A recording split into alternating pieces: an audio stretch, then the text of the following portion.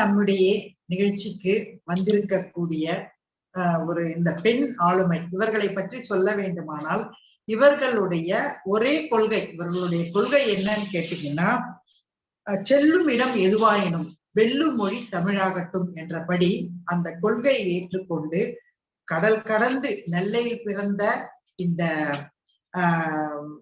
அறிவு தங்கம் தான் சொல்லணும். ஏன்னா அப்படி பல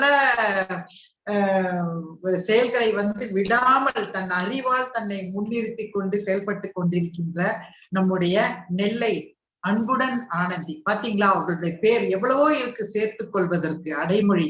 ஆனா அவங்க அன்புடன் என்பதை சேர்த்து கொள்ளும் போதே அவர்களுடைய உணர்வை நம்மால் புரிந்து கொள்ள முடிகிறது. அப்படியான ஒரு சிறப்பான ஒரு பெண்மணியாக நம்முடைய தமிழ்நாட்டின் தமிழின் பெருமையில் உலகளவில் நிலைநிறுத்தி கொண்டிருக்கக்கூடிய நம்முடைய நெல்லை ஆனந்தி அவர்களை பற்றிய ஒரு சிறு குறிப்பு. இவர்கள் 15 வருடங்களாக தன்னுடைய எழுத்தாளராக, ஒரு கவிஞராக, பேச்சாளராக, படைப்பாளியாக இந்த இலக்கிய உலகில் தன்னுடைய பணியை ஆற்றிக்கொண்டு வருபவர். குறிப்பாக சொல்ல வேண்டும் என்றால் இவர்கள் புது கவிதை, மரபு கவிதை, தன்னார்வ தன்முனைப்பு கவிதைகள், அப்படி அந்தாதி வடிவத்தில் கவிதை நூல், அப்புறம் கட்டுரை, இப்படியாக பல புத்தகங்களை எழுதியிருக்கக்கூடியவர். குறிப்பாக தொகை நூல்களை தொகுத்து வெளியிட்டிருப்பவர். 13 தொகை நூல்களை இவர்கள் முன்னெடுத்து தொகுத்து வெளியிட்டிருக்கிறார். அது மாத்திரம் அல்லாமல் இவர்களுடைய பங்களிப்பும் பல தொகை நூல்களில் இருக்கிறது. இவர்கள் தமிழ் அமெரிக்காவின் நிகழ்ச்சி ஒருங்கிணைப்பாளராக வெகு சிறப்பாக செயல்பட்டு கொண்டு வருபவர். கலாட்டா நெட்டிசன் யூடியூபில் பார்க்கும்போது அந்த ஒரு கதை கேட்கலாம் வாங்க என்ற குழந்தைகளுக்கான நிகழ்ச்சியை நடத்தி கொண்டிருப்பவர். இவருக்கு குழந்தைகளை, இப்போ நம்ம இதுல எப்படி இந்த கலந்துரையாடல் குழுவில் குழந்தைகளை முன்னிறுத்தி அவர்களை முன்னுக்கு எடுத்துக்கொண்டு வரும் நோக்கத்துடன் அவர்களுக்கு பொறுப்பளித்து அதை நாம் அமர்ந்து கண்டு கழித்து பார்த்து கொண்டிருப்பதை போல இவர்கள் அந்த குழந்தைகளை இன்னும் உற்சாகப்படுத்தும் விதமாக ஒரு மக்கள் தொலைக்காட்சியில் நீங்க பார்க்கலாம். இவருடைய நிகழ்ச்சியை அவர்கள் தொடர்ந்து கொடுத்து கொண்டு வருகிறார்கள். அந்த நிகழ்ச்சிக்கு குழந்தைகளுடைய பாடல்கள், கதைகள், இதையெல்லாம் தேவையானவை ஒளி வடிவில் கொடுக்கக்கூடியவராக இருக்கிறார் இவர். விருதுகள் பார்த்தீங்கன்னா விருதுகளை வாரி குவித்திருக்கிறார். அது மாத்திரம் இன்னும் அவருடைய என்ஜே சன்ரைஸ் என்ற தொலைக்காட்சியில் அவர் ஒரு பல நிகழ்ச்சிகளை கொடுத்து கொண்டிருக்கிறார். லாலிபாப் என்ற ஒரு சிறுவர் உலகம் என்ற ஒரு அமைப்பில் துணை இயக்குனராக இருந்து தன்னுடைய பணியை வெகு நேர்த்தியாக செய்து கொண்டு வருபவர். விருதுகள் பார்த்தோம் என்றால் சமுதாய சிற்பி. அவருக்கு பாருங்க, அவருக்கு எப்படியான விருதுகள் எல்லாம் தேர்ந்தெடுத்து கொடுத்திருக்காங்கன்னு சொல்லி, ஊவேசா விருது, சங்கப்புலவர் விருது, தங்க மங்கை விருது, சிங்கப்பெண் விருது, தமிழ் தொண்டர் விருது, பாரதியார் விருது, தமிழ் தாய் விருது, பாவலர் விருது, முத்தமிழ் திலகம் விருது, இப்படியாக தன்னுடைய தனித்துவத்தை முன்னிறுத்தி பல விருதுகளை பெற்றிருக்கக்கூடிய இவர் நமக்கு திருநெல்வேலி அல்வா போல இனிக்கக்கூடிய சிறப்புரையை ஆற்றுவதற்காக வந்திருப்பது மிக்க மகிழ்ச்சி அளிக்கிறது. அது மாத்திரமல்லாமல் தமிழ் பணியாக இவர் கடந்த 13 ஆண்டுகளாக அமெரிக்காவில் இருக்கக்கூடிய குழந்தைகளுக்கு தன்னார்வலராக சேர்ந்து தமிழ் ஆசிரியராக பணிபுரிந்து அங்கு அமெரிக்க வாழ் மக்கள் தமிழ் கற்க வேண்டும், படிக்க வேண்டும் என்ற நோக்கத்துடன் செயலாற்றி கொண்டிருப்பவர். நூலேணி, அதாவது இந்த நம்ம நூலகம் வைத்திருப்போம். இவங்க என்ன செய்யறாங்கன்னு சொன்னா, நூலேணி நூல் கொடை அப்படின்ற ஒரு திட்டத்தின் மூலமாக 60 அரசு பள்ளிகள், 60க்கு மேற்பட்ட அரசு பள்ளிகளுக்கு அங்கு படிக்கக்கூடிய குழந்தைகளுக்கு அந்த நூல்களை கொடுத்து அவர்கள் படித்து அதை நேரடியாக எல்லோருக்கும் அதை கதை சொல்வதையோ பாடல்கள் சொல்வதையோ எல்லாம் அந்த படித்ததை வெளிக்காட்டும் விதமாக நடத்த வேண்டும் என்ற நோக்கத்துடன் வெகு சிறப்பாக அந்த நூலேணி நூல் கொடை திட்டத்தை செயல்படுத்தி கொண்டிருப்பவர். இவ்வாறாக பல பெருமைகளை உடைய நம்முடைய நெல்லை அன்புடன் ஆனந்தி அவர்களை இந்த நிகழ்ச்சியில் சிறப்புரை ஆற்றுவதற்காக அன்புடன் அழைக்கிறோம். வாங்க தோழி. நன்றி தோழி. அனைவருக்கும் என் அன்பின் வணக்கம். செந்தமிழே உயிரே நறுந்தேனே, செயலினை மூச்சினை உனக்களித்தேனே, நைந்தாய் எனில் நைந்து போகும் என் வாழ்வு, நன்னிலை உனக்கெனில் எனக்கும் தானே. அன்னை தமிழை வணங்கி கலந்துரையாடுவோம் குழு தமிழ்நாடு நடத்தக்கூடிய இந்த பயணக்களம் நிகழ்வில் கலந்து கொள்வதற்கு மட்டற்ற மகிழ்ச்சி அடைகிறேன். நிறைய தோழி சொல்லும் பொழுது நமக்கே கூச்சமா தான் இருக்கு. அப்படியெல்லாம் ரொம்ப எல்லாம் சொல்லக்கூடாது, ஏதோ 2-3 சொன்னா போதும்னாலும் அவர்கள் என்மேல் இருக்கக்கூடிய அதீதமான அன்பின் மிகுதியால் சொல்கிறார்கள். சில திருத்தங்கள் மட்டும் சொல்லிட்டு நான் உள்ள வந்துடுறேன். தொகை நூல்களோட நானே பயந்துட்டேன், சொல்லவே இல்லை அப்படிங்கிற மாதிரி. அது தொகுப்பு நூல்கள் என்பதை இங்கே நான் அடிக்கோடிட்டு சொல்லிக் கொள்கிறேன். அதாவது பல கவிஞர்களை, எழுத்தாளர்களை ஒன்றிணைத்து தொகுக்கக்கூடிய நூல்கள். அப்படி தொகுத்த நூல்கள் 13, அதைத்தான் சொன்னார்கள். ரொம்ப சிறப்பு. முக்கியமாக இன்னொரு விடயமும் அது விடுபட்டு போனது நான் கொடுத்ததில். அந்த தமிழால் இணைவோம் உலகத் தமிழ் பேரியக்கம் அப்படிங்கிற ஒரு பெரும் அமைப்பில் ஒரு மின்னிதழ் ஆசிரியராகவும், அங்கே மேனாள் கூட்டு மாவட்ட ஆளுநராகவும், அங்கும் இலக்கியம் சார்ந்தும் குழந்தைகள் சார்ந்தும் நான் பணியாற்றி வருகிறேன் என்பதை சொல்லிக்கொண்டு, இந்த நிகழ்ச்சிக்கு நான் உரையாற்ற காரணமாயிருந்த அன்பு தோழமை, கவிஞர், சிறந்த பேச்சாளர் அவர்களுடைய பொழிவை நான் சென்ற பகுதியில் கேட்டேன். ரொம்ப மனம் உவந்து கேட்டுக்கொண்டிருந்தேன். அவர்களுக்கு என்னுடைய சிறப்பு நன்றியையும் அன்பையும் பதிவு செய்து, இந்த அழைப்பிதழில் என்னோடு சிறப்பித்துக் கொண்டிருக்கக்கூடிய பேச்சாளர்கள் சிவகாமி அவர்களுக்கும், அன்பு செல்வம் ஜீவிதா ரொம்ப அழகா ஒருங்கிணைக்கிறாங்க. ஏன்னா இந்த இளம் தலைமுறையினர் தான் நாளைய தலைவர்கள். அவர்களை அற்புதமாக அடையாளம் காட்டி இந்த களம் வெகு சிறப்பாக நடைபெற்று வருகிறது. மகிழ்ச்சி. இசைப்பாடல் வழங்கிய தென்மொழி பண்ணன் ஈகவரசன் ஐயா அவர்களுக்கும், ராஜகவி ஐயா, பன்னிசை ராஜகவி ஐயா அவர்கள், வேல்முருகன் அவர்களுக்கும் மிக்க மகிழ்ச்சி. ரொம்ப அருமையாக இருந்தது ஐயா இருவருடைய பாடலும். அதை தாண்டி திருக்குறள் வழங்கிய குழந்தை செல்வங்களுக்கும், அவ்வை அம்மையார் அவர்களுக்கும் என்னுடைய அன்பும் பாராட்டும். இந்த அமைப்பினை தலைமை ஒருங்கிணைப்பாளராக இருந்து சிறப்பாக நடத்தி கொண்டிருக்கக்கூடிய பேரா தமிழியலன் ஐயா அவர்களுக்கும் என்னுடைய பணிவான வணக்கமும் நன்றியும் ஐயா. நம்ம திருக்குறள் காமராசு ஐயா அவர்கள், அனைவருக்குமே இந்த இணைப்பில் என்னோடு இணைந்திருக்கக்கூடிய அத்துணை ஆளுமை தோழமைகளுக்கும் என்னுடைய பணிவான வணக்கத்தினை சொல்லிக் கொள்கிறேன். நம்ம தேன்மொழி அவங்க சொன்னதும் 4:30 மணிக்கு வந்துடுறீங்களாமான்னே அப்படியே பார்த்தேன். என்ன ஒரு 5:30 மணிக்கு எந்திரிச்சிட வேண்டியதுதான், காலையில எந்திரிச்சு தொகுக்கடின்னு உள்ள குதிச்சிட வேண்டியதுதான், நம்ம தோழி அழைச்சிட்டாங்க அப்படின்னு சொல்லிட்டு காலையில் எங்களுடைய காலை உங்களுடைய மாலையில் உங்களை சந்திப்பதில் மீண்டும் மகிழ்ச்சி. என்ன தலைப்புல பேச போறீங்க? ஏதாவது பேசுங்கம்மா. உங்களுக்கு பயணக்களம்னு பார்த்ததுனால நான் இங்க அமெரிக்காவில் என்னுடைய வாழ்க்கை எப்படி இருக்கு அதை பத்தி பேசலாமான்னு கேட்டப்போ அப்படியே தலைப்பு கொடுத்தாச்சு, அமெரிக்காவில் நான் அப்படின்னு சொல்லிட்டு. சரி, என்ன அமெரிக்கால இந்த அம்மா என்ன பண்ணுச்சு அப்படின்னு நீங்க எல்லாம் ரொம்ப ஆர்வமா காத்துட்டு இருப்பீங்க. நம்ம வாழ்க்கையே ஒரு பயணம் தான். இந்த பயணம் தான் ஒரு மனிதனை பக்குவப்படுத்தக்கூடிய ஒரு விடயம்னு எல்லாரும் சொல்லுவோம் இல்லையா? என்ன பொறுத்த வரைக்கும் இந்த வாழ்க்கை பயணத்தோட ஒரு சுருக்கமான சாராம்சத்தை தான் நான் உங்களோட பகிர்ந்துக்க வந்திருக்கிறேன். இங்க நான் அமெரிக்கால காலடி எடுத்து வச்சது டிசம்பர் மாசம். நம்ம நாட்டுல நம்ம எப்படி இருப்போம் உங்களுக்கு தெரியும். சரியான பனி காலத்துல இங்க நான் காலடி எடுத்து வச்சேன்.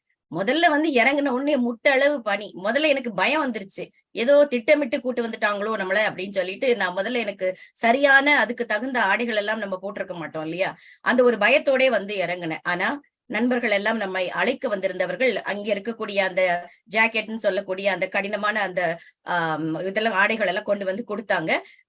எனக்கு அதுக்கப்புறம் அந்த வீட்டு நினைப்புன்னு சொல்லுவோம் இல்லையா, அது இருந்துகிட்டே இருந்தது.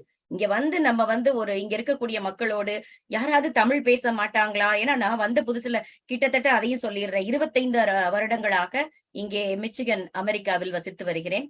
அப்போ ஆரம்ப காலத்துல எல்லாம் இந்த கடைகளுக்கு போகும்பொழுது யாராவது தமிழ்ல பேசுறது காதுல கேட்டுச்சுன்னா தேன் பாஞ்ச மாதிரி இருக்கும். உடனே குடுகுடுன்னு ஓடி போய் நீங்க தமிழா அப்படின்னு கேட்பேன். எங்க வீட்டுல கூட சொல்லுவாங்க, நீ இப்படி போய் நீயா போய் அப்படிலாம் பேசக்கூடாது, அவங்க தப்பா நினைப்பாங்க. இதுல என்ன இருக்கு, தமிழ்காரங்க எனக்கு தமிழ் கேட்கறதே, நான் உடனே அவங்கள்ட்ட போன் நம்பர் கொடுத்து நம்ம வீட்டுக்கு வாங்க அப்படின்லாம் சொல்லுவேன்.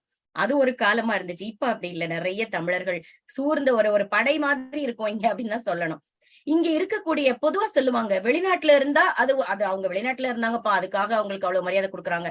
அப்படியெல்லாம் கிடையவே கிடையாது. நீங்க எங்க இருந்தாலும் சரி, உங்களுடைய உழைப்பிற்கான ஒரு அங்கீகாரமாகத்தான் உங்களை எங்குமே ஒரு அழைப்பதோ ஒரு மரியாதை செலுத்துவதோ நடக்கும். வந்த புதுசுல பாத்தீங்கன்னா இங்க உங்க எல்லாருக்கும் தெரிஞ்சிருக்கும், அதாவது ஒர்க் ஆத்தரைசேஷன் சொல்லுவாங்க, வேலை பார்ப்பதற்கான அனுமதி, கிரீன் கார்டு, சிட்டிசன், அப்படி வரிசையா இருக்கு. அதெல்லாம் நமக்கு இருக்காது இல்லையா? ஏன்னா நம்ம திருமணமாகி கணவரோட வந்திருக்கோம். இங்க நம்மளா விரும்பி இங்க வரதில்லை, நம்ம பெண்களுடைய நிலை, நம்ம கணவரோடு திருமணமாகி நம்ம வெளிநாட்டுக்கு வந்தாச்சு. சரி, நம்ம வந்த இடத்துலயும் நம்ம நாடா மாத்திருவோம்ல, அந்த மாதிரி ஆள்ல நம்ம. வந்த புதுசுல என்ன செய்யலாம் அப்படின்னு யோசிச்சுட்டு இருந்தேன். நமக்கு சும்மாவும் இருக்க முடியாது. சரி, வேலை பார்க்க முடியாது, வேற என்ன செய்யலாம்னா அங்க என்ன செய்ய முடியும் நம்மளால அப்படின்னு யோசிக்கும் பொழுது தன் ஆர்வலராக அங்கே பக்கத்துல நம்ம குடியிருந்த வீட்டுக்கு பக்கத்திலேயே ஒரு நர்சிங் ஹோம் இருந்தது. அதாவது முதியவர்கள் குழந்தைகள் எல்லாம் இருக்கக்கூடிய அந்த இடம். அங்க போயிட்டு ஒரு தன்னார்வலரா அவங்களுக்கு ஒரு நூல் படிச்சு காட்டுறது, அங்க இருக்கக்கூடிய மக்களோட பேசி அவங்களுக்கு துணைதான் இல்ல, பேச்சு துணைக்கு தான் ஆள் இல்ல. வயதானவர்கள் எதிர்பார்க்கக்கூடியது என்ன? கூட பேச்சு துணைக்கு ஒரு ஆள், அவங்க கூட கொஞ்ச நேரம் பேசிட்டு இருந்து அவங்க சாப்பிடுற வரைக்கும் உட்கார்ந்துட்டு அதுக்கப்புறம் வீட்டுக்கு வருவேன். அதே போல பள்ளியில போயிட்டு குழந்தைகளுக்கு உதவி செய்யறது, நூலகங்கள்ல போய் இந்த புத்தகங்கள் அடுக்கிறது. நமக்கு புத்தகம்னா கேட்கணுமா, கரும்பு திங்க கூலியான மாதிரி இந்த நாட்டுல என்னென்ன புத்தகங்கள் இருக்கு என்ன ஏதுன்னு தெரிஞ்சுக்கலாம்னு சொல்லி அங்க போய் நூலகங்கள்லயும் நான் போய் கொஞ்சம் கொஞ்சமா தன்னார்வல பணி செய்ய ஆரம்பிச்சேன். இங்க இருக்கக்கூடிய நூலகங்கள் எல்லாமே நம்ம நாட்டுல இருக்க மாதிரியே நல்ல பிரம்மாண்டமா இருக்கு. தமிழுக்காகனே தனிப்பட்ட முறையில ஒரு துறை மாதிரி வச்சிருக்காங்க. அங்கேயும் நூல்கள் கொஞ்சம், அதாவது ரொம்ப இங்க இருக்கக்கூடிய அத்தனை இலக்கியங்களும் கிடைக்குதுன்னு சொல்ல முடியாது. கொஞ்சம் கொஞ்சமா குழந்தைகளோடது பெரியவங்களோடது கதைகள் தான் இருந்துச்சு. முதல்ல நான் அமெரிக்கா பார்த்தப்ப ஆச்சரியப்பட்டேன். ஏன் யாருமே நம்மளுடைய இலக்கியங்களை கொண்டு வந்து சேர்க்கல அப்படின்னு இருந்தது. அதுக்காக அந்த குறையெல்லாம் நம்ம தீர்த்துட்டோம்னு வச்சுக்கோங்களேன். அதெல்லாம் பார்த்து ஒரு ஆச்சரியம் தான் எனக்கு. எதை பார்த்தாலும் இந்த சின்ன குழந்தைய திருவிழா கூட்டு போனா ஒரு ஆச்சரியமா பாக்குற மாதிரியே தான் இந்த நாட்டை நான் பார்த்தேன். இங்கே புலம் பெயர்ந்து இருப்பவர்களுக்கு இங்க அதிகமான தரவுகளோ நூல்களோ கிடைப்பது கடினம்தான். எப்பவுமே எல்லாத்தையும் தாண்டி ஒரு தேடலோடு நாம் செயல்பட்டு கொண்டிருப்பதால் தான் நாமும் தேடப்படுகிறோம் என்பதுதான் இங்கே உண்மை. தொடர்ந்து ஓடிக்கிட்டே இருக்கணும், தேடிக்கிட்டே இருக்கணும். நம்ம தேடல் என்பது உள்ளவரை வாழ்வில் ருசி இருக்கும்னு ஒரு திரைப்பட பாடல்ல கூட வந்திருக்கும். அடுத்ததா இங்க குழந்தை வளர்ப்பை பத்தி நான் உங்களுக்கு சொல்லியே ஆகணும். இங்கே வளர்க்கக்கூடிய குழந்தைகள் எல்லாருமே சுயமாக சிந்திக்கக்கூடிய தன்மை. இப்ப நம்ம நாட்டுல நம்ம வளரும் போது நீங்க நல்லா யோசிச்சு பாருங்க. வீட்டுல ஏதாவது நம்ம கேட்டோம்னா, பேசாம பெரியவங்க பேசும்போது வாய் பேசாத, வாயமுடு, போ, ஓகே, குறுக்க பேசாத அப்படின்னு அங்கேயே நம்மளை அடக்கி வச்சிருவாங்க. அதை நான் இங்க அந்த மாறுபட்ட ஒரு கோணத்தை இங்க நான் கவனிச்சேன். இங்க குழந்தைகளுக்கு முக்கியத்துவம் கொடுத்து நீங்க பொறுங்க, அவங்க பாப்பா என்ன சொல்றான்னு முதல்ல கேட்போம் அப்படின்னு குழந்தைகளுக்கு தான் முக்கியத்துவம் கொடுக்குறாங்க. அவர்களுக்குடைய அந்த கல்வி திட்டமும் நான் பார்த்து ஒரு வியந்த விடயம். எனக்கு இங்க எதுக்காக இதெல்லாம் சொல்றேன்னா, நான் என்னுடைய தாய் நாட்டில் இதெல்லாம் இருக்கணும், இதெல்லாம் இருந்து என்னுடைய குழந்தைகள், எங்க நாட்டில் உள்ள குழந்தைகளுக்கும் இதெல்லாம் கிடைக்கணுங்கிற ஒரு ஆர்வ மிகுதியில தான் சொல்றேன். ஏன்னா இங்க நான் யாரையும் யாரோடும் இங்கே பொருத்தி பார்க்கவில்லை. ஒரு கல்வி திட்டம்ங்கிறது என்னன்னா இங்க திணிக்கப்படுவது இல்லை. நம்ம விளையாட்ட அந்த வடிவேலு அந்த இதெல்லாம் வரும். காலங்காத்தால எந்திரிச்சு பிள்ளைய வாயில இட்லியை திணிச்சு ஆட்டோல அவனை திணிச்சு பள்ளிக்கூடத்துல கொண்டு இறக்கி விட்டுட்டு எப்பா அப்படின்னு விட்டுருவாங்க. அந்த அளவுக்கு ஒரு பதட்டமான சூழல்ல பள்ளி போனாலே பதட்டமாயிருவாங்க. இங்க அப்படிலாம் கிடையாது. ரொம்ப பொறுமையா நிதானமா குழந்தைங்க இங்க ஏதோ ஒரு விளையாட்டு கூடத்துக்கு போற மாதிரிதான் ஆனந்தமா போவாங்கன்னு வச்சுக்கோங்களேன். 12ஆம் வகுப்பு வரைக்கும் இங்கே கல்வி இலவசம். பெரும்பாலானோருக்கு உங்களுக்கு தெரியுமான்னு எனக்கு தெரியாது. ஏன்னா அரசாங்கத்திற்கு நாம் செலுத்தக்கூடிய வரி பணத்தில் அந்த குழந்தைகளுக்கு படிப்பு செலவு அவங்க பாத்துக்கிறாங்க. சரி, கல்லூரிகளுக்கு வந்தப்புறம் அப்படின்னு நீங்க கேட்கலாம். அதுக்கப்புறம் தான் நம்மளுடைய பங்கு இங்க வருது. அரசாங்கம் அவர்களுடைய திறமையை பார்த்து கொஞ்சம் பணம் கொடுப்பாங்க சிறப்பு சலுகையாக, மிச்சம் இருக்கிறத நம்ம கட்டணும். ஆக இந்த 12 வருடங்களும் இந்த குழந்தைகளுக்கு தேவையான படிப்பு செலவெல்லாம் நம்ம கொஞ்சம் கொஞ்சமா சேமிச்சு வந்தா அது பொருத்தமா இருக்கும். அங்கே உணவு கூட பெரும்பாலான பள்ளிகள்ல இலவசமா இருக்கும். அதுவும் சத்துள்ள உணவாக ஒரு பழம், காய் எல்லாமே கொடுக்குறாங்க. அதை பத்தி இங்க எந்த குறையும் இல்லை. முதல்ல இன்னொரு விஷயம் நான் சொல்லியே ஆகணும்.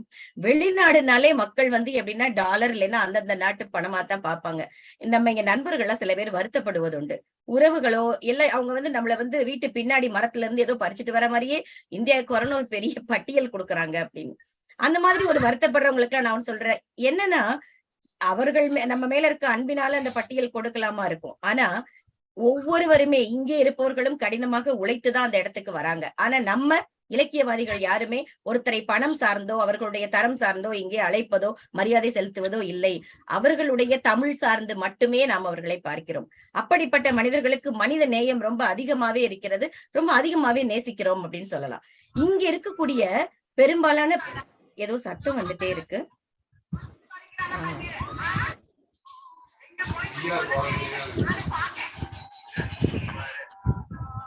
சரி, நானே பார்த்துட்டேன். நல்லது. இங்க இருக்கக்கூடிய பெரும்பாலான பெண்கள் அவர்களுடைய வீட்டில் என்ன பண்றாங்கன்னா, தானே நான் இந்தியா வந்தப்போ ஒரு விஷயம் பார்த்து வியந்து போயிட்டேன். வாங்க வீட்டுக்கு சாப்பிட வாங்க வாங்க, ஐயோ அன்பா கூப்பிடுறாங்களே அப்படின்னு சொல்லிட்டு போனா இந்த ஸ்விக்கி அது இதுன்னு ஆர்டர் பண்ணி அதை தட்டுல வச்சு நமக்கு தராங்க. எனக்கு ஆச்சரியமா போச்சு. அடடா, நம்ம நாட்டுக்கு வந்தாலே நம்ம உணவுப் பொருட்கள் நல்லபடியா செஞ்சு தருவாங்க அப்படின்னு சொல்லி ஒரு ஆர்வத்தோட போனா, நம்ம அங்க பெரும்பாலும் சமைக்கக்கூடியது இங்க குறைஞ்சுகிட்டே வருது. எனக்கு வருத்தத்தை ஏற்படுத்துது. இங்க இருக்கிற நெறைய பேர் வந்து அதாவது நான் என்ன நினைக்கிறேன்னா, நான் வந்த காலத்துல நான் அப்படியே அந்த தமிழ்நாடு, நம்ம சிந்தனை, நம்ம பண்பாடு அதோடயே நான் உறைந்து போயிட்டேன்னு நினைக்கிறேன். ஏன்னா நான் வந்து வீட்ல தான் சின்ன சின்ன விடயங்களும் செஞ்சு குடுக்கணும். குழந்தைகளுக்கு ஆரோக்கியமா குடுக்கணும். வெளியில வாங்கி சாப்பிடக்கூடாதுங்கிறதுல ரொம்ப கவனமா இருப்பேன். மாசத்துக்கு ஒரே ஒரு நாள் வெளியில சாப்பிட்டாலே இது பெரிய விஷயம் தான் நம்ம வீட்ல எல்லாம். இங்க இருக்கக்கூடிய பெரும்பாலான பெண்களும் அதாவது சொல்லுவாங்கல்ல, ஒரு விஷயம் கையில இருக்கும்போது அதோட அருமை தெரியாது. பக்கத்துல இல்லாதப்பதான், கையில இல்லாதப்பதான் அதனுடைய ஏக்கம் அதிகமாக இருக்கும். அந்த தாக்கமும் நமக்கு இருக்கும்னு நினைக்கிறேன். அப்படிப்பட்ட ஒரு நிலைதான் இங்க. இங்க இருக்கிறவங்க வந்து நம்ம நாட்டு சமையல தேடி, தேடி, தேடி பிள்ளைகளுக்கு செஞ்சு குடுத்துட்டு இருப்பாங்க. நீங்க அதிகம் செய்ய வேணாம். ஒரு ரசம் வச்சு, ஒரு காய் வச்சு குடுங்க. இல்ல ஒரு அப்பளம் சுட்டு குடுங்க. வெளியில வாங்கி குடுக்காதீங்கங்கிறது தான் என்னுடைய வேண்டுகோள். இந்த கலாச்சார உயர்வுங்கிற பேர்ல நம்ம நாட்டுல செய்யக்கூடிய மத்த நாடுகளை பார்த்து நம்ம எதுவுமே செஞ்சுக்க வேண்டாம். நமக்குன்னு தமிழன்னு ஒரு தனி பெருமை இருக்குது. நெறைய பேர் என்கிட்ட விளையாட்டா கேட்டதுண்டு. ஒரு இதுவா கேட்டாங்க. என்ன நீங்க இப்ப கூட நம்ம தோழி சொன்னாங்க. நான் அமெரிக்கால இருக்க மாரியே இல்லையே, பூ வச்சு சேலை கட்டி. ஏன்னா எனக்கு பிடித்தமான உடை. ஏன்னா நம்மளுடைய அடையாளம் இல்லையா? நான் வந்து இப்ப அலுவலகத்துக்கு போனா கூட சின்னதா ஒரு பொட்டு வச்சுக்கிறது. ஏன்னா இங்க யாரும் உங்கள தடுக்கிறது கிடையாது. இங்க வந்தாலே நம்ம ஆங்கிலத்துல தான் பேசணும். அவர்கள் உடைதான் உடுத்த வேண்டும் அப்படின்னு இல்ல. இடத்திற்கு தகுந்தது போல் நம்ம மாறிக்கொள்வதில் தப்பில்ல. ஆனா நம்முடைய சுய அடையாளத்தை தொலைத்து விடாமல் இருக்க வேண்டும்ங்கிறது தான். நம்ம தோழி சொன்ன மாரி என்னுடைய முக்கியமான ஒரு வரியே செல்லும் இடம் எதுவாயினும் நாம் வெல்லும் மொழி தமிழாய் இருக்கட்டும் அப்படின்னு சொல்லுவேன். எங்க நம்முடைய இளைய தலைமுறைக்கு தமிழை கடத்துவது நம்முடைய தலையாய். ஏன்னா தாயை மறந்துருவோமா எங்க போனாலும் மனசுல நெஞ்சுல நிறுத்தி அப்படியே கெட்டிமா எங்க அம்மா எங்க அம்மான்னு சொல்ற மாதிரி தானே நம்ம தாய்மொழியும். ஆக இந்த கலாச்சார உயர்வுக்காக பிற நாடுகள்ல இருக்க நல்ல நல்ல விடயங்களை எடுத்துக்கிறது தப்பு இல்ல. ஆனா நம்முடைய கலாச்சாரத்தை அதில் தொலைத்து விடாமல் நம்ம பாத்துக்கணும். அதுதான் இங்க ரொம்ப முக்கியம். இப்போ இங்க நம்ம உடம்புக்கு வந்து நோய் நொடி இல்லாம இருக்கிறதுக்கு என்ன செய்வோம்? நம்முடைய உணவு முறை உங்க எல்லாருக்கும் தெரியும். 10 மிளகு இருந்தா பகைவன் வீட்டுல கூட சாப்பிடலாம் அப்படின்னு சொல்லுவாங்க. ஏன்னா நம்ம உணவு முறை அப்படி. ஒரு தாளிக்கிறதுல ஆரம்பிச்சு ஒரு மிளகு, சீரகம் அது இதுன்னு ஒரு இஞ்சியா இருக்கட்டும், பூண்டா இருக்கட்டும், ஒரு பருப்பு செஞ்சா கூட அதுல பூண்டை போட்டு சமைப்பாங்க. ஏன்னா வாயு கோளாறு வந்துடக்கூடாதுன்னு. பிள்ளைக்கு வயிறு உப்பசமா இருக்கா உடனே காயத்தை கரைச்சு கொடும்பாங்க. ஒண்ணுக்கும் நம்ம வயிறு கோளாறு ஆகுதா, கடுக்காய ஒரு ஒரு சுடு தண்ணியில குடி, சீரக தண்ணி குடி, உனக்கு வந்து செமிக்கும். சின்ன சின்ன விடயங்கள் தான் எல்லாமே இன்னைக்கும் நம்ம ஃபாலோ பண்றோம் நம்ம வீட்டுல. அதிகமா மருத்துவர்கிட்ட நான் போனது இல்லைங்கிறது இந்த நேரத்துல சொல்லிக்கிறேன். ஏன்னா இந்த வெளி மருந்து நம்ம சொல்லுவாங்க இல்லையா, 3 வெள்ளை விடயங்களை தவிர்க்க வேண்டும். அரிசி, சர்க்கரை, மாத்திரை அப்படின்னு. உண்மைதான். அதெல்லாம் தேவையே கிடையாது. நம்மளால முடிஞ்ச அளவுக்கு நம் உடம்பு நம் பேச்ச கேட்கும். நம்ம சொல்ற பேச்சு அதுக்கு தகுந்த மாதிரி நம்ம உணவை உள்ள போடணும். அதுதான் நம்ம உடம்பை வந்து ஒரு குப்பை தொட்டி மாதிரி ஆக்காம ஒரு கோயில் மாதிரி நம்ம கவனிச்சோம்னா அதுவும் திருப்பி நம்மள நல்லா கவனிச்சுக்கும் அப்படிங்கிறதுதான் என்னுடைய ஒரு நான் உணர்ந்து அறிந்து கொண்ட அனுபவம்.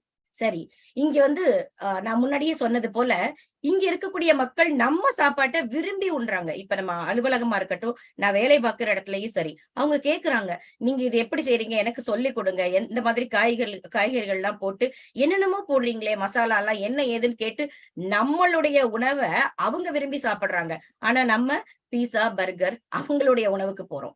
இது வந்து நான் எல்லாமே அவங்க பார்த்து வியக்கிறது, நீங்க வீட்டிலேயே எல்லாம் செஞ்சு உங்க குழந்தைகளுக்கு எல்லாம் செய்றீங்க, அதிகமா வெளியே போறது இல்ல அப்படின்னு அவங்க நம்மளை பார்த்து ஆச்சரியப்படுற இடத்துலதான் நம்ம இருக்கோங்கிறது தான் இங்க முக்கியம். இன்னொரு பெரிய விஷயம், இங்கே பண்டிகைகள் வந்த புதுசுல நான் ரொம்ப வருத்தப்பட்டது. அச்சுச்சோ, தீபாவளி, பொங்கல்லாம் நம்ம நாட்டுல எப்படி இருக்கும், நான் இங்க வந்து என்ன செய்ய போறோனோ அப்படின்னு. இன்னொரு விடயம் என்னன்னா, பொங்கல் வந்து சரியான கடும் பனி காலம் இங்க.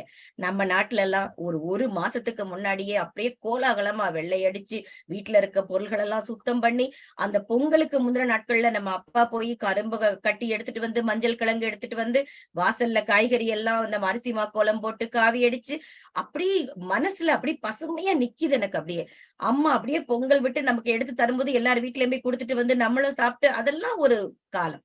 நம்ம கவிதையில கூட அது அந்த காலம்னு இப்ப சமீபத்துல கூட எழுதி போட்டிருந்தேன். ஏன்னா கையில இல்லாத விஷயத்துக்கு தான் நம்ம ஏங்குவோம் இல்லையா? சரி, இங்க எப்படிமா பொங்கல் கொண்டாடுறீங்க நீங்க அப்படின்னா, வேற என்னங்க, ஸ்டவ்ல தான் வைக்கணும். ஏன்னா வெளியில போய் கடும் பனியில நான் உட்கார்ந்து இருக்க முடியுமா? அது மைனஸ்ல போயிட்டு இருக்கும் இங்க டிகிரி. ஆனாலும் நம்ம குழந்தைகளுக்கு நம்ம பாரம்பரியம் விட்டு போயிடக்கூடாதுங்கிறதுக்காக நம்ம வீட்ல நம்ம இறைவன் முன்னாடி வாழை இலையில எல்லா காய்கறிகளும் வச்சு, கரும்பு எல்லாமே கிடைக்குதுங்க. அது இறைவனுக்கு நன்றி. அத வாங்கிட்டு வந்து வெண்பொங்கல், சக்கரை பொங்கல் எல்லாம் செஞ்சு அந்த குறிப்பிட்ட நாள்ல நம்மளும் இங்க கொண்டாடுறோம் அப்படிங்கிறோம். தீபாவளி பாத்தீங்கன்னா 1 மாதம் முன்னாடியே நம்ம நாட்டுல வந்து அந்த மாவ வாங்கிட்டு வா, இத திரிச்சிட்டு வா, அத புடைச்சிட்டு வான்னு வீடே அமர்க்களப்படும். முறுக்கு என்ன, அதிரசம் என்னன்னு சொல்லிட்டு நம்ம வீட்ல அம்மா எல்லாம் பாத்தீங்கன்னா, அது ஒரு பெரிய வட்டம்ல வந்து மாவ கொட்டி நெய் விளங்கா உருண்டை பிடிக்கணும். குடும்பமா உட்கார்ந்து பிடிச்சிட்டு இருப்போம். அந்த நாளுக்காக நான்லாம் காத்திருப்பேன். அதிகாலையில எந்திரிச்சு நம்ம அம்மாக்கள் உங்களுக்கு எல்லாருக்குமே தெரியும். 5 மணிக்கெல்லாம் எந்திரிச்சு வடை சுடுற வாசம் தான் நம்மள எழுப்பும் முதல்ல. அப்ப அவங்க கூட வந்து உட்கார்ந்து அப்பா எப்படா புது துணி தருவாரு, பட்டாசு தருவாருன்னு அது ஒரு காலம். அது ஒரு மகிழ்ச்சி. இங்கேயும் உங்களுக்கு பாத்தீங்கன்னா, இப்ப இருக்கக்கூடிய கடைகள்ல நமக்கான வாழ்த்துக்களை இங்கே அமெரிக்கால நான் படங்கள்ல கூட முகநூல்ல பதிவு செஞ்சிருந்தேன்.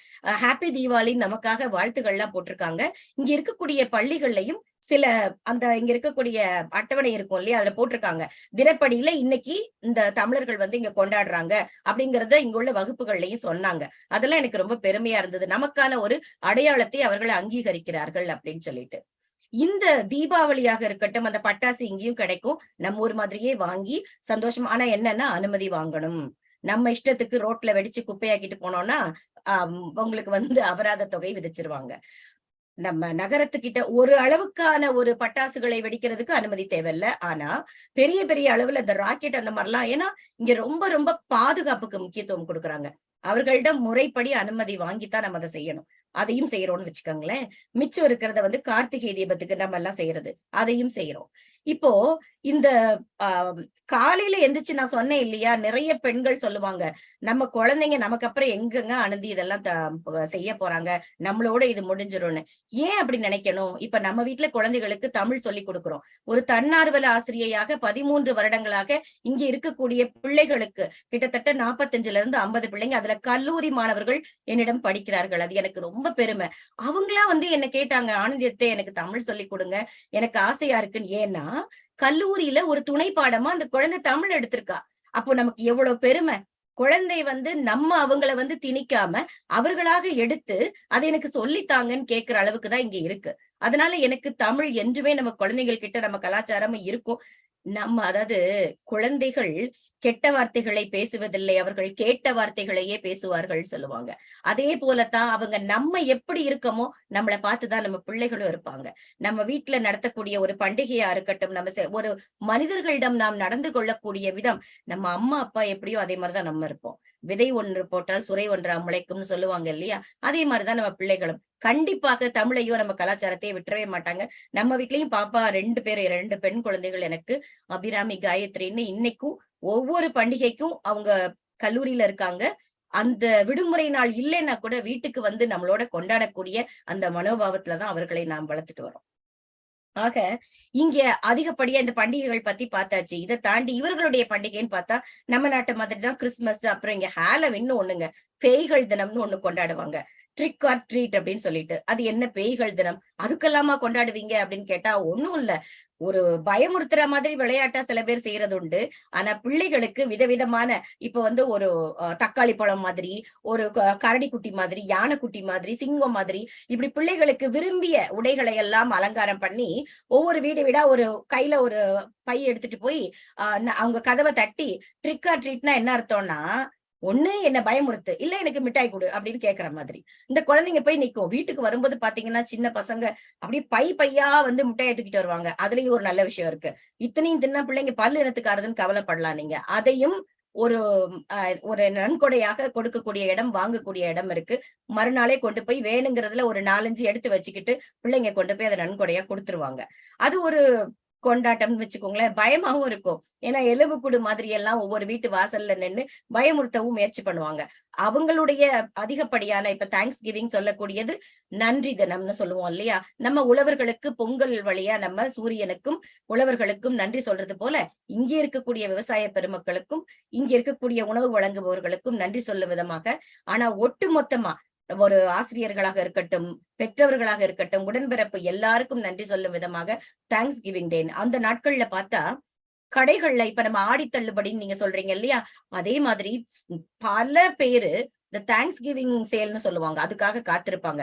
முக்கியமான பெரிய பெரிய இப்ப ஒரு டிவியா இருக்கட்டும், வீட்டுக்கு தேவையான பொருட்கள்லாம் வாங்குறதுக்கு இங்க 50க்கும் மேற்பட்ட தள்ளுபடி, 50% மேல வந்து ஒரு தள்ளுபடி விலையில கிடைக்கும். அது ஒரு காமெடியா இருக்கும். இங்க வந்து காலங்காத்தால பாத்தீங்கன்னா 3 மணிக்கெல்லாம் எந்திரிச்சு அலாரம் வச்சு பெரிய வரிசை நிக்கும் அந்தந்த கடைகள்ல.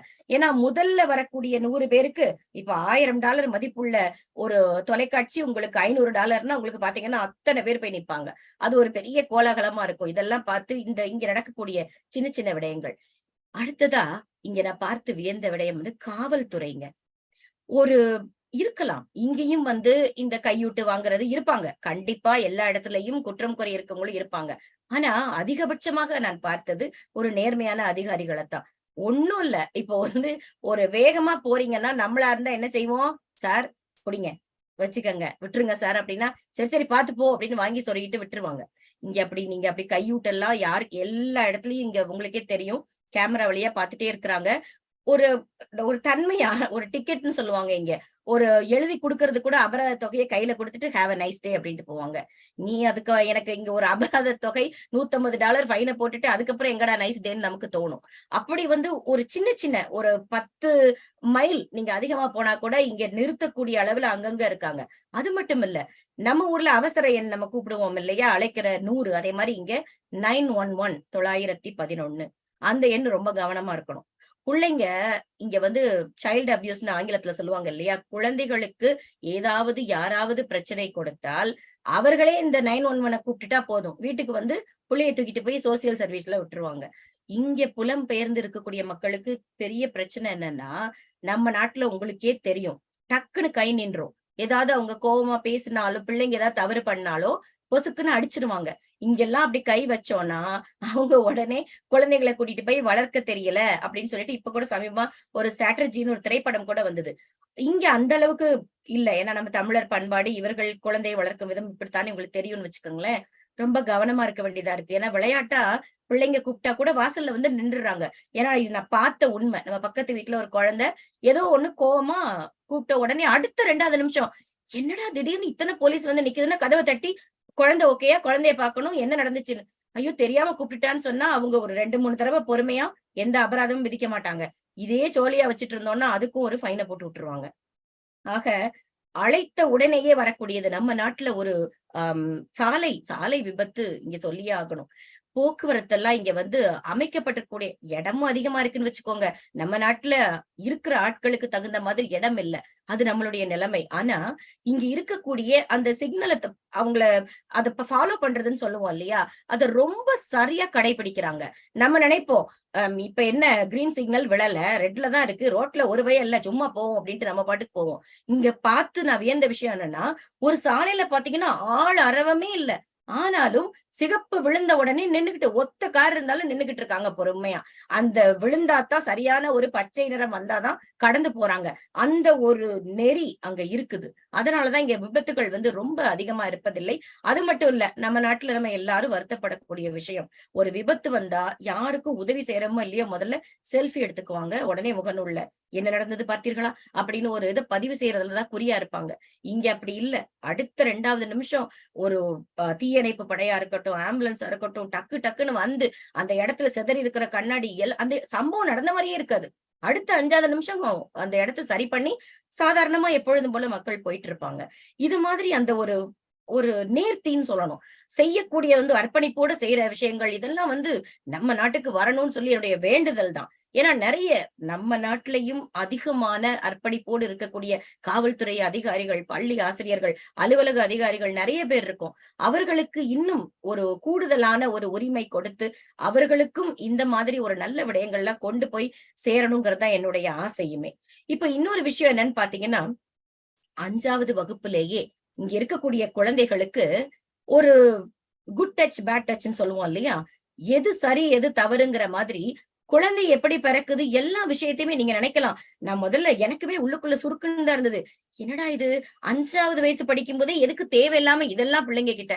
ஆனா ஒரு ஒளிவு மறைவு இல்லாமல் குழந்தைங்க கிட்ட இதுதான் நிதர்சனம். வாழ்க்கையில இதுதான் இது இன்னதுன்னு சொல்லி கொடுத்துட்டீங்கன்னு வச்சுக்கோங்களேன், நம்ம ஒரு விஷயத்த மூடி மூடி வைக்கும் போதுதான் அது உள்ள என்ன இருக்கும் அப்படின்னு குறுகுறுன்னு நமக்கு ஒரு ஆவல் வரும். அது என்னன்னு தெரிஞ்சுக்கக்கூடிய வெறி வரும். அங்கதான் தப்பு நடக்குது. இந்த பாலியல் தொடர்பான பல வன்முறைகள் நடக்கிறதுக்கு காரணமே பல விஷயங்களை மறைச்சு மறைச்சு மூடி வச்சு இந்த கொலையிறது கூசுறது இப்படி எல்லாம் இந்த பெண்களுக்கு ஒரு தைரியத்தை கொடுக்கறது கிடையாது. ஆண் பிள்ளைகளுக்கும் சொல்லி வளர்க்கறது கிடையாது. பெண் பிள்ளைகளை எப்படி மரியாதையோட நடத்தணும்னு அந்த குறுகுறுப்பு ஆர்வம் தான் அவங்கள தவறு செய்ய தூண்டுதுங்கிறது என்னுடைய கருத்து. அது இங்க 5வது வகுப்புலயே செய்யறாங்க.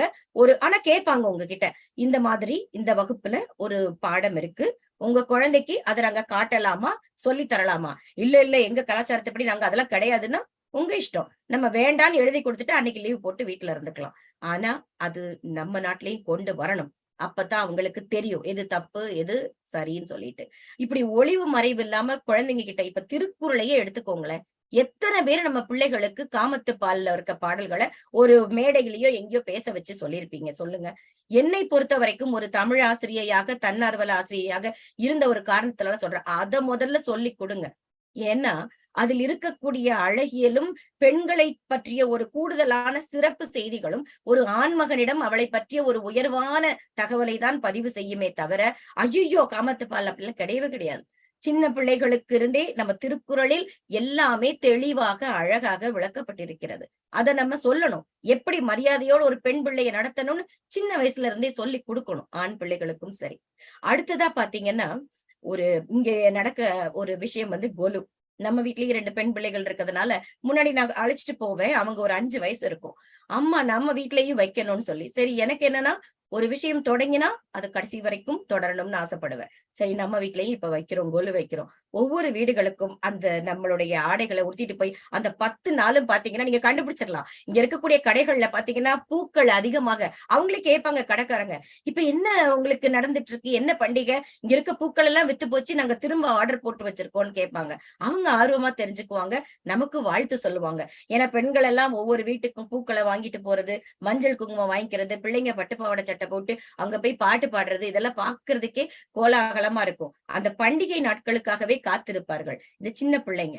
நம்ம நாட்டுல இப்போ ஏதோ சுண்டலோ ஒரு இனிப்போ கொடுத்து அனுப்புவாங்க. இங்க நம்ம ரொம்ப குறைவான மக்கள் தானே இருப்போம். அதனால சாப்பாடே போட்டு அனுப்பிடுறது. இந்த 10 நாட்களுமே ரொம்ப கலகலப்பா ஒரு தசரா மாதிரி, திருவிழா மாதிரி அழகழகா இங்க குழந்தைகள் எல்லாம் அலங்காரம் பண்ணிட்டு போறது பார்க்கவே கண்ணுக்கு குளிர்ச்சியா இருக்கும். அதுக்கடுத்து இங்க நடத்தக்கூடிய இங்க பரதநாட்டியம், அதாவது நம்ம நாட்டின் இப்போ பறை கூட நிறைய பேரு பள்ளி வச்சு நடத்திட்டு இருக்காங்க. நம்மளுடைய பாரம்பரிய விடயம் நிறைய விஷயங்கள் பாடல் சொல்லித்தரதா இருக்கட்டும், பரதநாட்டியமாக இருக்கட்டும். இங்க என் குழந்தைகளும் 15 வருடங்கள் பரதநாட்டியம் கத்துக்கிட்டு அரங்கேற்றம் முறைப்படி பண்ணாங்க. என்னுடைய ஒரு பெரிய விஷயம் நான் ஒண்ணு சொல்ல ஆசைப்படுறேன். எந்த ஒரு பிள்ளையுமே நம்முடைய ஆசைகளை அவர்களிடம் திணிக்க கூடாது அப்படிங்கறதுதான் இந்த இடத்துல நான் பதிய விரும்புறேன். அவர்களுக்குன்னு ஒரு தனித்திறமை இருக்கும், அதை நம்ம கண்டுபிடிக்கணும். அவர்கள் என்ன செய்யணும்னு ஆசைப்படுறாங்களோ அதற்கு பரிபூர்ணமான சுதந்திரத்தை அவர்களுக்கு கொடுக்கணும். அப்பதான் அதுல 100 இல்லை 200% அவர்கள் வெற்றி அடைவார்கள். நான் அன்னைக்கு டாக்டர் ஆகணும்னு நினைச்சேன், அதனால நீ டாக்டர் ஆகு, நான் வக்கீலாகன்னு நினைச்சேன். அந்த பிள்ளைக்கு அதுக்கு சம்பந்தமே இருக்காது. நம்ம பண்ணக்கூடிய பெரிய எங்க அப்பாக்காக படிக்கிறேன்னு சொல்லி வேண்டா வெறுப்பா படிக்கும். இங்கேயும் பாத்தீங்கன்னா புலம்பெயர்ந்து வந்த பிறகும் இங்க இந்த குழந்தைகளுக்கு தனித்துவமா சுதந்திரமா யோசிக்க விடுங்கிற கலாச்சாரத்துல வளர்ற பிள்ளைகளை கூட நம்ம மக்கள் சில பேரு, எனக்கு நான் டாக்டர் ஆகணும்னு ஆசைப்பட்டேன், ஆகல நீ ஆகணும் அப்படின்னு படிக்க வைக்கிறாங்க. அது என்ன ஆகுதுன்னா பாதி 4 வருஷம் 5 வருஷம் படிச்சுட்டு அந்த பிள்ளை விட்டுட்டு அதுக்கு பிடிச்சதை தேடி போயிருது. அதெல்லாம் வேணாம். குழந்தைகளுக்கு எது எப்படி செய்யணுமோ அவர்கள் போக்கில், அதுக்காக அவுத்து விட்ட கழுத மாதிரி அப்படிலாம் சொல்ல வரல நானு. இப்போ நம்ம வீட்டுல பாருங்களேன், குழந்தைகளை ஒரு தோழமை உணர்வோடு நெருங்கணும். அவர்களுக்கு நம்பிக்கை கொடுக்கணும். நம்ம அம்மா அப்பா கிட்ட எதனால நம்பி சொல்லலாம், அவர்கள் கிட்ட நல்லதோ கெட்டதோ பகிர்ந்துக்கணும் அப்படின்னு சொல்லி அந்த பிள்ளைகளுக்கு ஒரு நம்பிக்கையை கொடுக்கணும். ஒரு 90% அவர்களுக்கு ஒரு தோழியா இருப்பனே தவிர 10% தான் அந்த பேரண்டிங்னு சொல்லுவாங்க இல்லையா, அதை கடைபிடிக்கிறதுக்கு ஒரு 10% நீங்க அந்த கண்டிப்போட இருந்தா போதும். குழந்தைங்க தன்னால நல்லபடியா வருவாங்க. நம்ம கலாச்சாரத்தை நம்ம பிள்ளைக்கு ஒரு ஒழுங்குமுறையோட கடைபிடிக்கிறதுக்கு நம்ம செய்யக்கூடிய சின்ன சின்ன விஷயங்களும் அவங்க மனசுல ஆழமா பதிஞ்சு நல்லபடியா அந்த பிள்ளைகளை வளர்க்கறதுக்கு உதவுங்கிறது என்னுடைய கருத்து.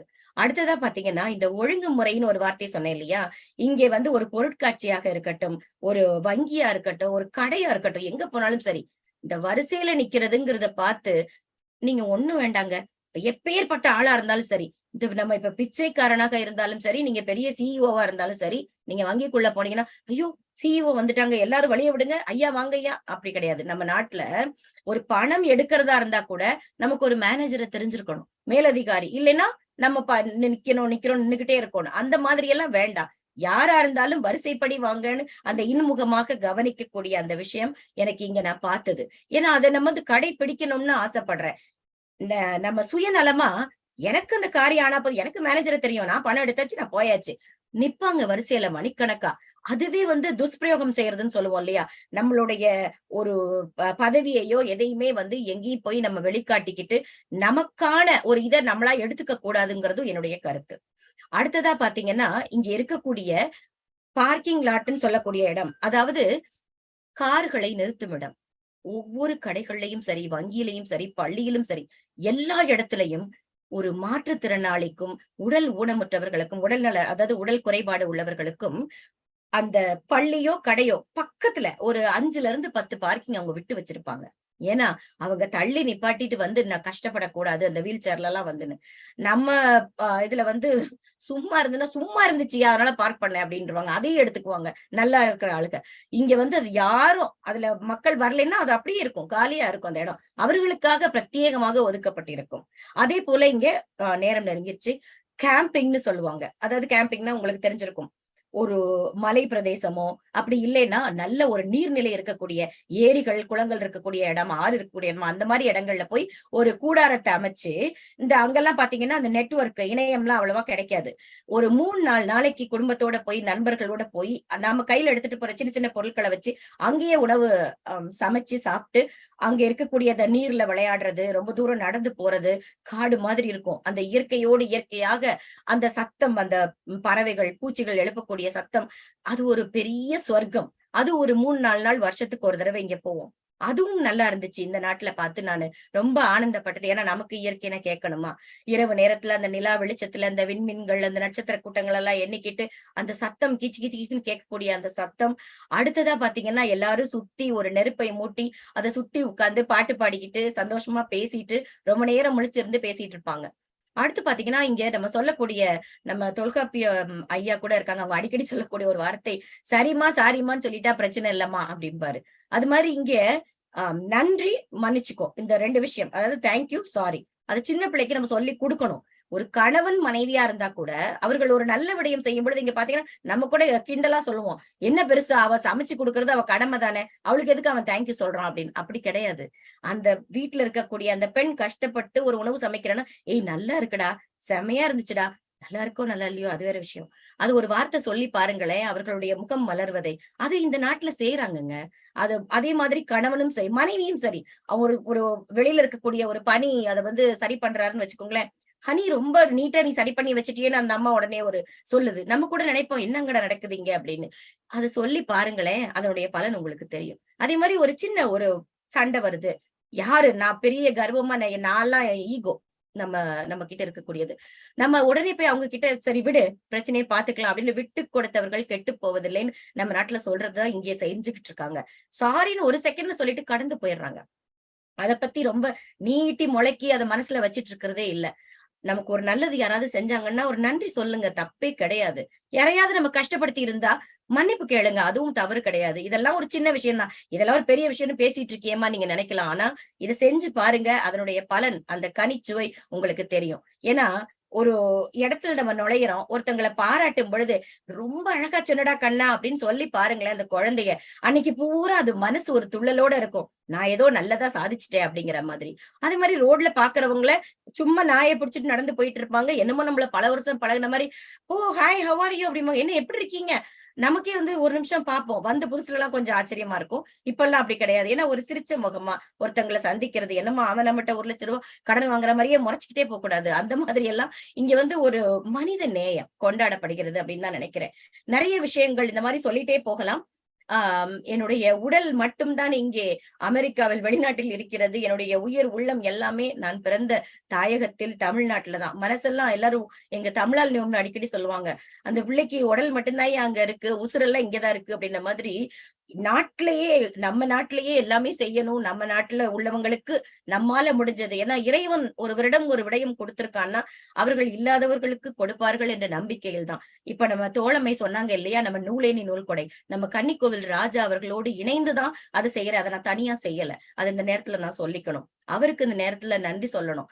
அவர் இந்த நூலேணி நூல்கொடை திட்டத்தின் வழியா நிறைய அரசு பள்ளிகளுக்கு இலவசமாக நூல் அனுப்பி வைக்கிறதுக்கு ஒரு திட்டம் சொன்னாங்க. உடனடியாக நானும் அவரோடு இணைந்து இதை தொடர்ந்து அவங்க சொன்ன மாதிரி 60க்கும் மேற்பட்ட பள்ளிக்கு அனுப்பி வச்சிட்டு இருக்கோம். அடுத்ததாக கிட்டத்தட்ட 400 குழந்தைகளுக்கும் மேல நம்ம லாலிபாப் சிறுவர் உலகத்துல இருக்காங்க. அவர்களுக்கு ஓவிய போட்டி, அவர்கள் சொன்னார்கள் இல்லையா, பேசும் கதைகள், பாடல்கள் மக்கள் தொலைக்காட்சியில வந்துட்டு இருக்குன்னு. குழந்தைகளுக்கு எப்படியாவது தமிழை கடத்தி விட வேண்டும், நம்மளுடைய விஷயங்களை கடத்தணும்னு ராஜா அவர்கள் ரொம்ப முனைப்பாக இயங்கிக் கொண்டிருக்கிறார்கள். அவர்களோடு இணைந்து இந்த லாலிபாப்லையும் அதை செஞ்சிட்டு இருக்கேன்.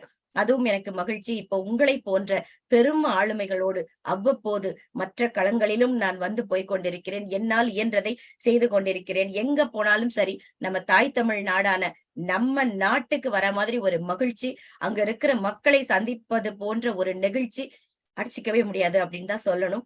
கடந்த 25 வருடமாக என்னுடைய அமெரிக்க பயணம், ஏன்னா நான் அங்க போனேன், இங்க போனேன், அதை பார்த்தேன், இதை பார்த்தேன் அப்படின்லாம் நான் சொல்லல. என்னுடைய வாழ்க்கை பயணம் இதுதான். நான் ஒரு தமிழச்சி அப்படின்னு சொல்றதுல என்னைக்கும் பெருமைப்படுறேன். இந்த வாய்ப்பை எனக்கு கொடுத்தவங்க எல்லாருக்கும் என்னுடைய நெஞ்சார்ந்த நன்றிகளை சொல்லிக் கொள்கிறேன். தோழி, இப்ப நான் படங்கள் இப்போ சொல்லலாமா ஐயா, இல்லைன்னா நான் காணொலி உரையில சொல்லட்டுங்களா? அம்மா இப்பயே நீங்க சொல்லிடுங்க, காணொலி உரை அப்புறம் பார்க்கலாம். நல்லதுங்க ஐயா.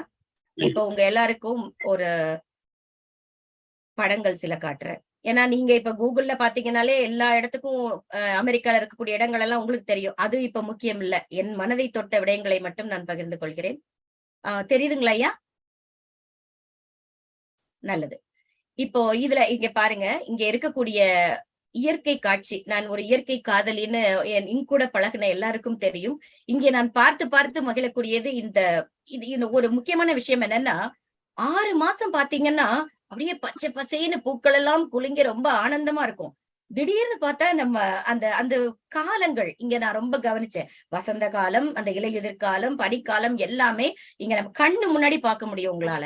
அந்த பூக்கள் எல்லாம் உதிர்ந்து, இலைகள் எல்லாம் உதிர்ந்து வெறும் குச்சி மட்டும்தான் இருக்கும். அப்புறம் பனிக்காலம் வரும், ரோடு விளையாட்ட கேட்பாங்கல்ல, கிணத்த காணும்டா, அந்த மாதிரி ரோட்டை காணும்டாங்கிற மாதிரி ஆயிரும். இதெல்லாமே இங்க பாருங்க. இங்க நான் பார்த்து ரசித்த காட்சிகள். நடந்து போற பாதையை பாருங்க. நான் தினம் நடைபயிற்சி செய்யக்கூடிய எங்களுடைய தெரு, என்னுடைய வீட்டு முன்னாடி இருக்கக்கூடிய இந்த பூ மரம். அடுத்ததா பாத்தீங்கன்னா இது நம்ம வீட்டு முன்னாடி, இது நம்ம வீட்டுடைய பின்பகுதி. இங்க மான்கள் இருக்கு, 24 மணி நேரம் ஓடக்கூடிய ஒரு ஓடை இருக்கு. இது வசந்த காலத்துல, கோடை காலத்துல இருக்கக்கூடிய சூழல் இப்படி இருக்குதுங்களா? இப்ப பாருங்க, பனி காலத்துல அப்படியே மாறிடும். எல்லாம் ஒண்ணுமே, இறைவனுடைய படைப்பை பாருங்க. எந்த ஒரு அதிர்ச்சியும் எதுவுமே இல்லாம அது வேலையை கரெக்டா செஞ்சுட்டு இருக்குது இயற்கை. அப்படியே ஒண்ணுமே நீங்க பார்க்க முடியாது. அதே நம்ம வீட்டு பின்பகுதி பனிக்காலத்துல இருந்ததுக்கு அடையாளமே இருக்காது, அப்படி இருக்கும். நம்ம வீட்டு முன்னாடி கிளீன் பண்ணிட்டு இருக்காங்க பாருங்க, சுத்தம் செஞ்சுட்டு இருக்காங்க பனிய. தெருக்களை பாருங்க. இப்படி ஒவ்வொரு நம்ம மகள் படிக்கக்கூடிய கல்லூரி, அங்க குவிச்சு வச்சிருக்காங்க பனியெல்லாம் சுத்தப்படுத்தி. நான் சொன்னேன் இல்லையா, கோலு, நம்ம வீட்டுல வைக்கக்கூடிய அந்த குட்டி கோலு. அப்புறம் நம்ம நூலேணி நூல்கொடை திட்டம் பத்தி பேசணும். இது நான் எழுதிய நூல்களும் சரி, நம்ம நண்பர் ராஜா அவர்களுடைய நூல்களும் சரி. இது அவருடைய நூல்கள். இங்க இருக்கக்கூடிய ராச்செஸ்டர் லைப்ரரி நூலகத்திற்கு 38 நூல்கள் அவரு வழங்கி இருக்காரு. அதை கொண்டு போய் நான் கொடுத்துட்டு வந்தேன். அந்த நூல்களுடைய காட்சி அமைப்பு தான் அது. இது நான் எழுதிய நூல்களையும் கொண்டு போய் கொடுத்துட்டு வந்தேன். பாருங்க, நான் நூலகத்துக்கு போகும்போதும் நம்ம சேலையில தான் போயிருக்கிறேன். நன்றி. இதுதான் நான் காமிக்க நினைத்தது. மிக்க மகிழ்ச்சி. மீண்டும் இந்த அருமையான ஒரு வாய்ப்பை எனக்கு தந்து என்னுடைய அனுபவத்தை உங்களோடு பகிர்ந்து கொள்ள எனக்கு பொறுமையாக வாய்மொழி கேட்ட உங்கள் அனைவருக்கும் என் நெஞ்சார்ந்த நன்றி.